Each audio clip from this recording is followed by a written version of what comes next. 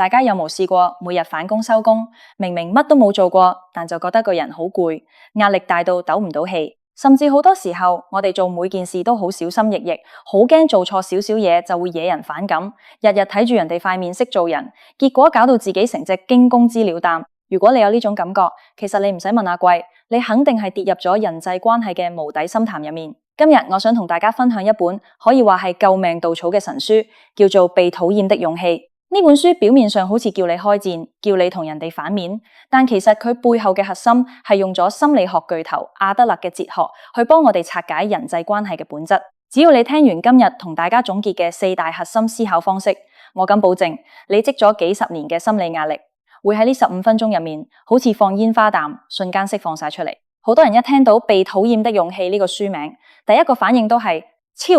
邊有人想俾人討厭麼？邊有人想返工俾老細針對，放工俾朋友排擠先得影？但其實大家都誤會咗個定義。呢度講嘅勇氣唔係叫你無啦啦去扮演一個乞人憎嘅衰人，更加唔係叫你周街挑釁人，而係一種就算俾人討厭，我都唔會動搖到自己價值嘅核心底氣。喺呢個世界入面，無論你做得幾咁完美，無論你幾咁大方得體，根據統計學同心理學嘅奇妙定律，永遠都會有20-30%嘅人係無緣無故，純粹因為眼緣或者磁場唔夾而討厭你。如果你將自己一世人生嘅幸福都壓喺嗰啲無論如何都會討厭你嘅人身上，咁你呢一世注定會過得好痛苦、好卑微。所以我哋今日就要用最貼地、最符合香港人生活節奏嘅思維，去好好重新盤點一下我哋嘅大腦。首先，我哋要進入第一個最顛覆、最震撼嘅思考方式，叫做目的論，去取代原因論。我哋平時好習慣用原因論去思考問題，例如有人會話我依家30幾歲人，性格咁內向、咁自卑，全因為我細個嘅時候，我阿爸阿媽成日鬧我、打擊我，係原生家庭害慘咗我。或者返工嘅時候，有人會話我今日開會唔敢發表意見，係因為我喺前一間公司遇過一個好刻薄嘅魔鬼老細，佢當眾羞辱過我，搞到我有心理陰影，所以我依家先至咁驚事。呢種原因嘅方式聽落去好有道理，好合乎邏輯，對唔對？但阿德勒心理學就一巴掌打醒我哋，佢話原因論根本就係一種精神上嘅逃避，因為如果過去嘅經歷決定咗你嘅依家，甚至決定埋你嘅將來，但你呢一世人咪真係冇得救，你咪真係變成咗過去歷史嘅奴隸。阿德勒提出嘅目的論係將個因果關係倒轉嚟睇，佢認為你依家之所以自卑，之所以選擇匿喺自己個舒適圈入面唔敢出嚟，並唔係因為過去嘅創傷，而係因為你依家有一個秘密嘅目的，你個目的就係唔想行出去受傷，唔想面對失敗嘅風險。為咗達到呢個唔使冒險嘅目的，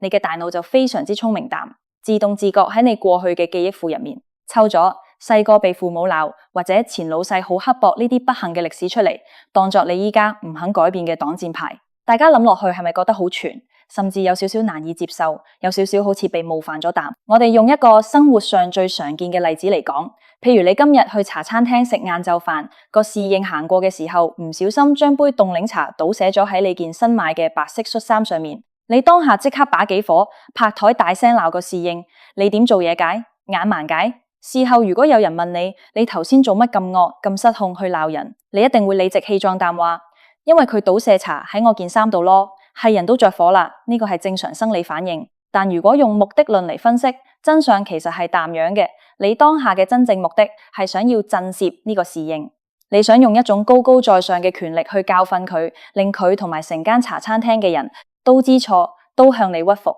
為咗達到呢個要面子、要威、要支配對方嘅目的，你嘅大腦就喺1%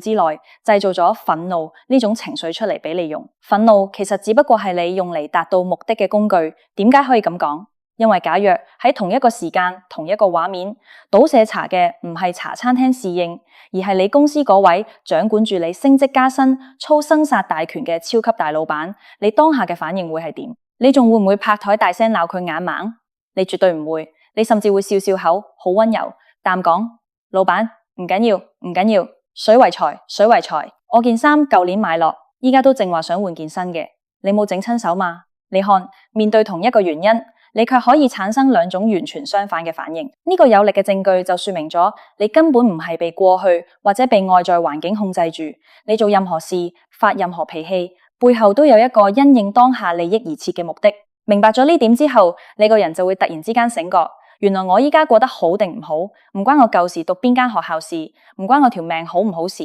更加唔關我前度點樣傷害事。過去嘅事已經變成咗歷史，對你依家嘅影響力其實係零。真正決定你命運嘅係你喺呢一分呢一秒，你想達到啲乜嘢目的。當你將視線由過去拉返嚟現在，你就會發現你其實擁有100%嘅主權去改變自己嘅人生。你唔再需要去怪責任何人，呢個就是看透人際關係嘅第一步，幫你卸下咗歷史包袱嘅沉重壓力。當你明白咗目的論之後，我哋就可以順理成章切入去整本書最精華、最核心，同時亦都係最能夠幫香港人減壓嘅第二大思考方式，那就是課題分離。喺香港呢個咁擠迫、節奏咁快嘅社會入面，我哋每日99%嘅心理壓力和精神內耗，講到底都係因為我哋犯咗一個致命嘅錯誤。我哋成日企圖去干涉人哋嘅課題，或者盲目彈俾人哋嚟干涉自己嘅課題。阿德勒教咗我哋一個好簡單、好犀利嘅黃金法則，去分辨邊個係邊個嘅課題。你只需要問自己一條問題：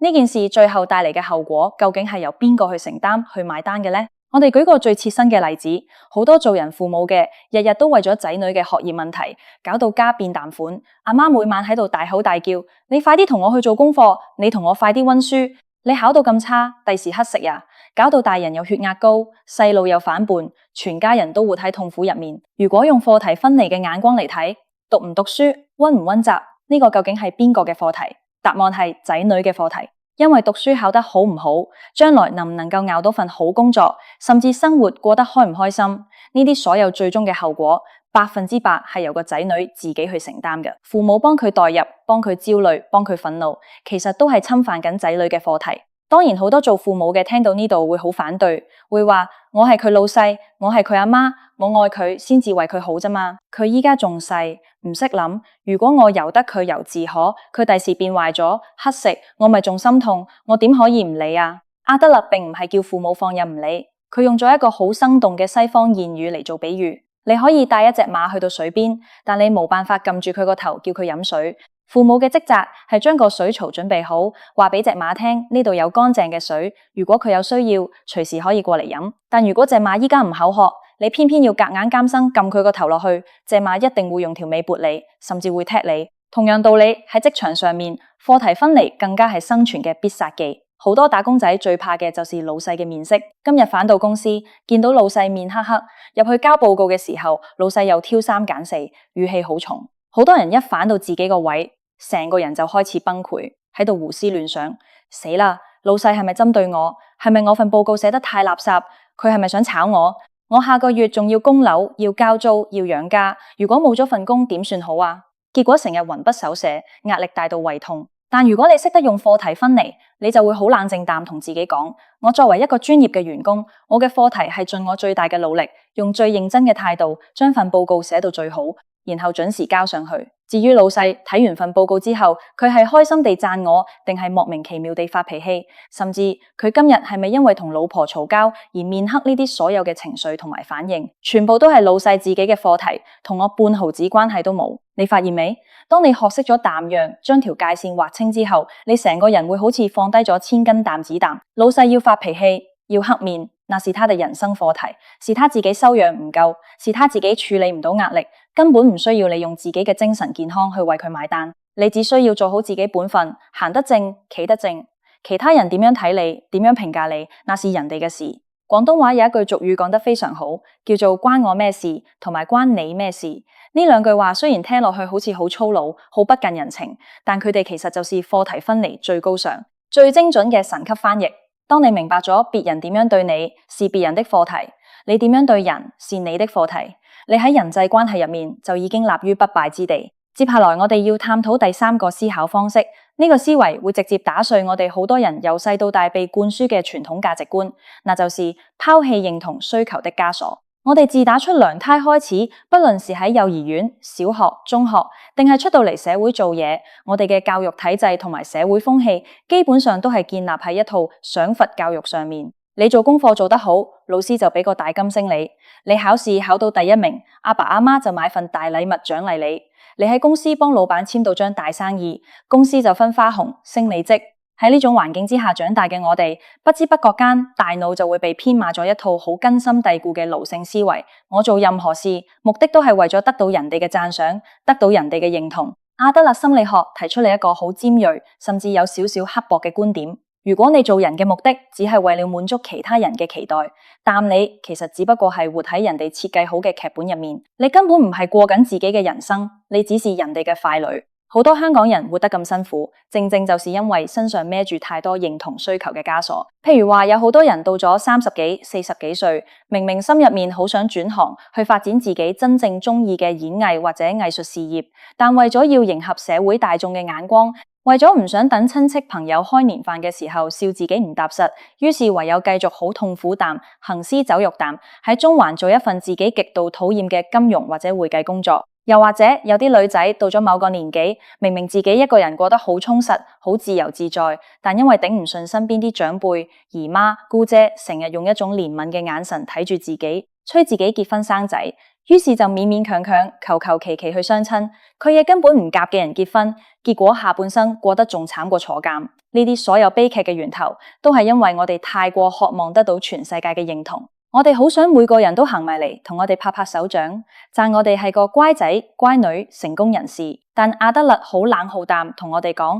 你並唔係為了滿足別人的期待而活着的，同樣地，人哋亦都唔係為咗滿足你嘅期待而活着。如果你自己都唔為自己嘅人生而活，但究竟邊個會為你嘅人生而活呢？拋棄認同需求，並唔係叫你變成一個自私自利、完全唔顧公德、去中環隨地吐痰嘅極端自私鬼，而係叫你分清楚認同同價值嘅分別。一個真正心理健康、內心強大嘅人，他的自信心同安全感係來自於自己對自己嘅肯定，而唔係來自於人哋口中嘅讚美。當你唔再需要乞求人哋嘅認同，你就會發現你個世界突然之間寬闊咗好多。老細唔讚你？唔緊要，我自己知道我今日學到新嘢，進步咗。另一半唔懂得欣賞你嘅付出，唔緊要，我自己知道我係一個有愛有擔當嘅人。當你將嗰個裁判你人生表現嘅主控權由人哋嘅手上面搶返嚟自己度嘅時候，你就已經獲得咗真正嘅自由。你再都唔會因為人哋一句說話而情緒崩潰，亦都唔會因為人哋一個眼神而失眠成晚。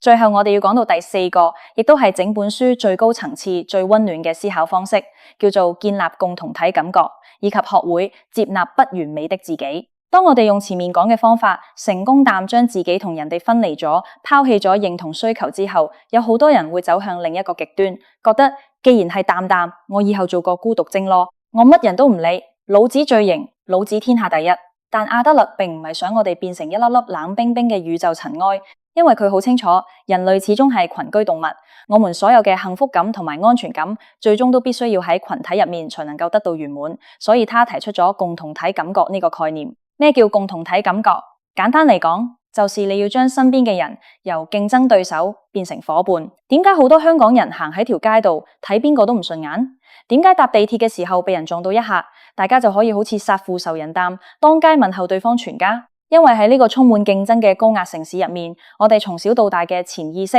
都將所有人當作係敵人。讀書嘅時候要同同學爭名次，出到嚟做嘢要同同期嘅同事爭升職，就算買層樓都要同人爭排隊。當你將身邊所有人，包括你嘅同事、鄰居，甚至係行過嘅路人，都當作係會隨時搶走你利益嘅競爭對手嘅時候，你嘅神經系統就會24小時都處於一種高度戒備，隨時準備戰鬥嘅狀態。你想唔焦慮，想唔短命都幾難啊。但阿德勒就話，如果你能夠轉換一下個心態，嘗試去相信呢個世界其實充滿善意，嘗試將身邊嘅人當作係一齊喺呢個地球上生活、一齊奮鬥嘅夥伴，你個心境就會完全唔同。例如，你今日去到茶餐廳，你唔好當個侍應係奴隸或者係潛在嘅衝突對象，你當佢係一個同你一齊喺香港呢個地方打拼，為咗生活而努力嘅夥伴。你對佢笑一笑，好真誠，淡講聲唔該，有心，你會發現對方嘅眼神都會溫柔好多。當你對身邊嘅群體、對呢個社會有所貢獻、